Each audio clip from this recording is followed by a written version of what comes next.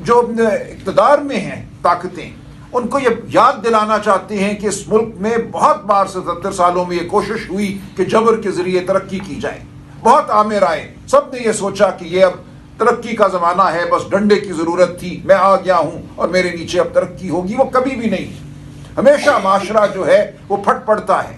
ہمیشہ ہمارے نوجوان جو ہیں وہ انکار کرتے ہیں جبر کے سامنے. یہ ملک آزاد لوگوں کا ملک ہے, آزاد منش لوگوں کا ملک ہے. ہماری روایت آزادی کی روایت ہے, بولنے کی روایت ہے, سڑکوں پر چلنے کی روایت ہے. یہ ملک ہم نے ایسے حاصل کیا تھا. ہمارے پاس قائد اعظم کی تاریخ ہے, پاکستان موومنٹ کی جد و جہد کی تاریخ ہے. اس سے منہ مت پھیریے. یہ مت سمجھیے کہ یہاں بھیڑے ہیں, ایک ریوڑ ہے جس کو آپ ہانک لیں گے, جس کو آپ چپ کرا دیں گے. یہ نہیں ہوگا. ہماری بات سنیے. ہم پاکستان کے خیر خواہ ہیں, ہم محب وطن ہیں. ہم نے پاکستان کو جوڑا ہوا ہے. ہم کسی مذہبی منافرت پر سیاست نہیں کرتے, ہم لسانی تفریق پر سیاست نہیں کرتے. ہم پاکستان کی وسطی جماعت ہیں اور پاکستان کے ہر صوبے میں ہیں. ہمیں ساتھ لے کر چلیے. ہم پاکستان کی فلاح میں اپنا حصہ ڈالیں گے اور ہمارے بغیر آگے بڑھنا ممکن نہیں ہے. آپ پاکستان تحریک انصاف کو, عمران خان کو ختم نہیں کر سکتے. یہ مسلم حقیقتیں ہیں, باضابطہ بات نہیں ہے. یہ سیکنڈ ہینڈ قسم کی بات ہے.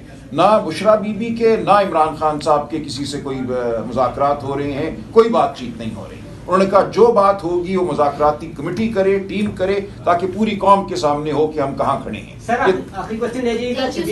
جیل میں میری تفصیلی ملاقات ہوئی مقدمے کی سنوائی کے دوران.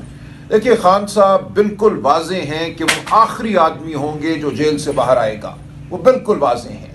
وہ اپنے اسیران کے لیے ہر لمحہ لڑنے کے لیے تیار ہیں, ان کے ساتھ کھڑے ہیں.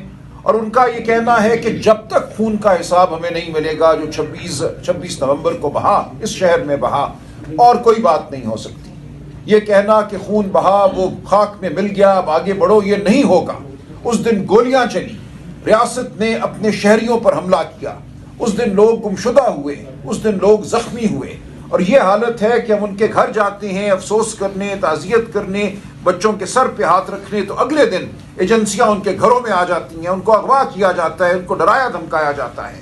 جو لوگ عدالتوں کی جانب گئے ان کو دبایا گیا, ان پہ جبر ہوا کہ اپنے مقدمات واپس لو یا ان سے لا تعلقی کا اظہار کرو.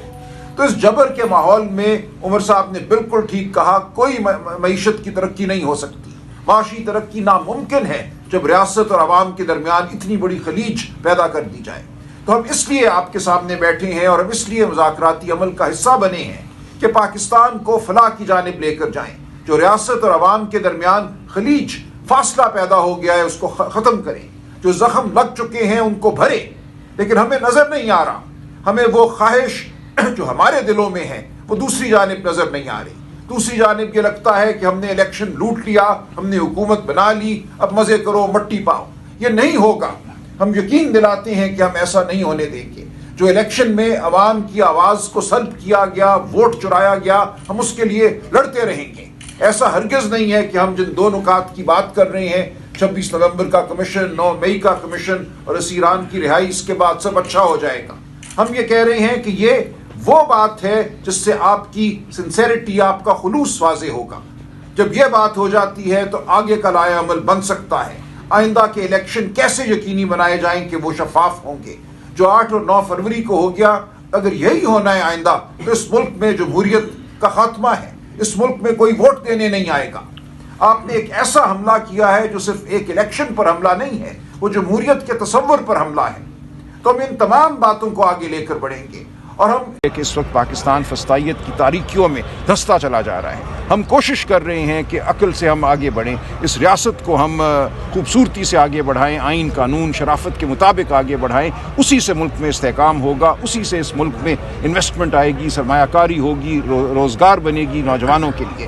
کل یہ کہا وزیر خزانہ نے کہ اس ملک میں توقع نہ کی جائے کسی قسم کی گروتھ کی. ہم نے ملک کو سٹیبلائز کر لیا ہے, یعنی کہ مستحکم کر لیا ہے, لیکن یہ نہ کہیں کہ ہم اس کو ترقی کی راہ پہ لے کے جائیں. یہ ایک ایسی سٹیٹمنٹ ہے جو میں سمجھتا ہوں تباہ کن ہے پاکستان کے نوجوانوں کے لیے. ہر سال 50 لاکھ کے قریب نوجوان داخل ہوتے ہیں مارکیٹ میں, جاب مارکیٹ میں نوکریاں ڈھونڈتے ہیں. وہ نوکری لیبر کی ہو یا وہ نوکری آئی ٹی کی ہو, وہ چاہتے ہیں کہ ان کی زندگیاں آگے بڑھیں, ان کو روزگار ملے, نوکریاں پیدا ہوں. اگر ریاست اور پاکستان کی معیشت नौकरियां पैदा नहीं करती तो इस मुल्क में एक ऐसा भौचाल आएगा, समाजी भौचाल आएगा, माशी भौचाल आएगा जो इस सियासी अदम इस्तेहकाम के साथ मिलकर इस मुल्क को बहुत पीछे ले अच्छा जाएगा। सलमान अकबर राजा साहब, ये बताइएगा कि मुज़ाकराती कमेटियों के तीसरी नशिस्त में रुकावटें क्या हैं, ज़रा इसकी तफसीलात बताइएगा, और मुलाकात जो नहीं हो पा रही उस हवाले से आपकी तरफ से कमजोरी है या कि हुकूमत नहीं, देखिए हमने तो बिल्कुल ये वाजे कर दिया था दूसरी नशस्त